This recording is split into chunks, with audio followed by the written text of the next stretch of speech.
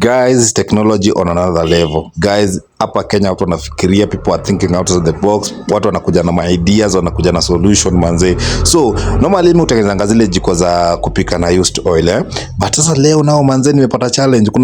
Kuna a certain school pia hawatumii gas, hawatumii makaa, hawatumii kuni, hawatumii stima kupika. Wanatumia steam Ukiangalia hizi sufuria unaweza dhani ni sufuria, kumbe ni sufuria normal, but hizi normal manze. Hizo sufuria manze, angalia, unaona hizo pipe ziko pale juu na hizo zinakuja zinaingia kwa hizo masufuria.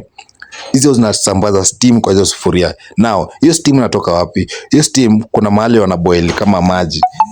Kuna boiler ina boil tu maji na normal kuni tu wana boil. Then ile steam ina convertiwa kwa hizo pipe inakuja inaingia kwa hizo sufuria. Sasa ku make it more interesting at your steam inaweza kuwa preserved pale for 6 hours So kama unaweza manage kupika within 6 hours, hiyo steam hata after maliza kupika pale kwa kuchemsha ile maji generate ile steam ile ishaingia kwa ile pipe, inaweza kuwa preserved for 6 hours. Sasa hizi majiko hizi masufuria zinapika vitu kama mchele, chai, githeri na zinatumika pale kwa shule. Na ukiangalia hizi masufuria manze, yani tu hii sasa ndio technology. Hii nayo ni different. Yani hii sasa ni clean cooking. Tuseme tu hii ni clean cooking ingine.